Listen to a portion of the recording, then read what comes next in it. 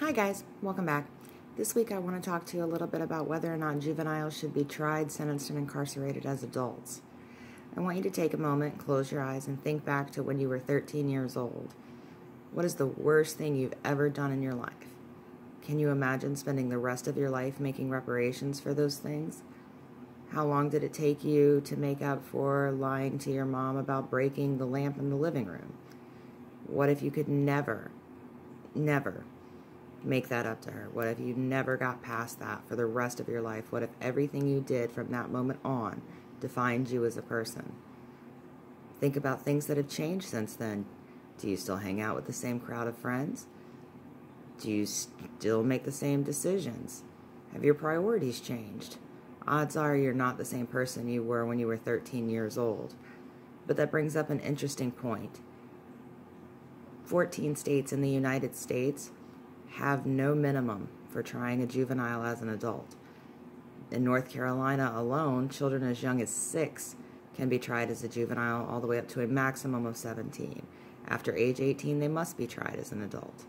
There are voluntary waivers that allow someone as young as 13 to be tried as an adult if the crime would be a felony if they were over the age of 18.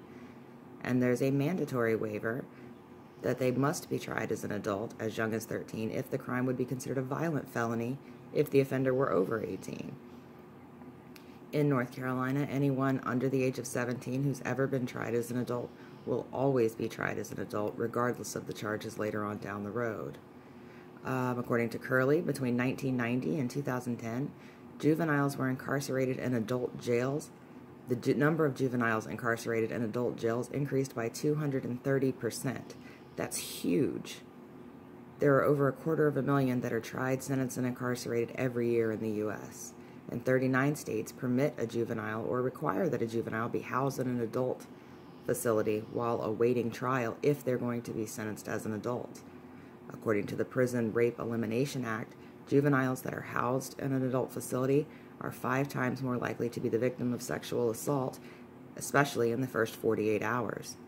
And youths in adult facilities are 36 times more likely to commit suicide while in prison. And this brings me to my next point. How do we stop that? We first have to understand that youth and adult brains are different. According to the American Academy of Child and Adolescent Psychiatry, the brains don't develop the same way. Your brain continues developing until you are in your early 20s as a young adult. All these studies have shown that juveniles are less likely to control impulses and consider consequences than adults. They just don't understand the repercussions of their actions. Our brains are generally guided by emotion rather than logic until we're in our early 20s. So prosecuting a child for not behaving like an adult is outrageous, and punishing them as an adult when we don't expect them to act like adult is even worse. A juvenile just cannot be held to the same standard as a mature adult. Early incarceration means that these juveniles have little to no education, which increases the rate of recidivism, which is the tendency to reoffend later in life. They have no education, they go into the prison system, they're taken advantage of by older inmates, and that's what they learn. Then they are released, they go back out on the street, and they perpetuate the cycle. Once they've been convicted of a felony, I'm sure you all know if you've ever filled out a financial aid form, they're no longer eligible for federal aid or student aid. That's it. There's no more education. They've just cut everything else off for the rest of their lives. I want you to think for a minute. I don't know if you remember hearing anything in the news about the Slender Man trial in Wisconsin, but that was a case where there were 3 young girls. 2 of them were 12. They took their friend out in the woods. One of them had been brainwashed by what they called the Slender Man meme on the internet, and they stabbed one of their friends. The little girl who was stabbed survived with no lasting injuries. However, these 2 girls that are now 14 years old are being sentenced as adults in Wisconsin and are looking at a maximum of 65 years in prison. That means that they would be 79 years old before they came out for something they did when they were 12. This goes back to that breaking the lamp thing. Can you imagine? That means they would be released when they are 79 years old.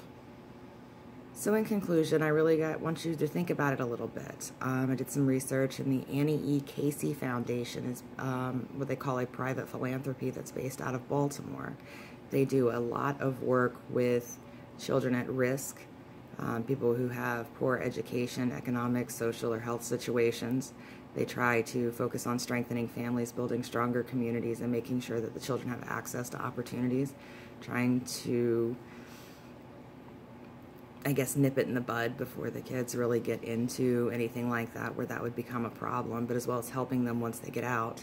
There are lots of other initiatives and campaigns to get involved with. The Juvenile Detention Alternatives Initiative, which tries to reduce the number of youth incarcerations, as well as the Campaign for the Fair Sentencing of Youth, which is trying to abolish the life without parole sentences for young offenders, and the Campaign for Youth Justice, which is focused on ending prosecution and sentencing of minors as adults and the incarceration of youth in adult facilities.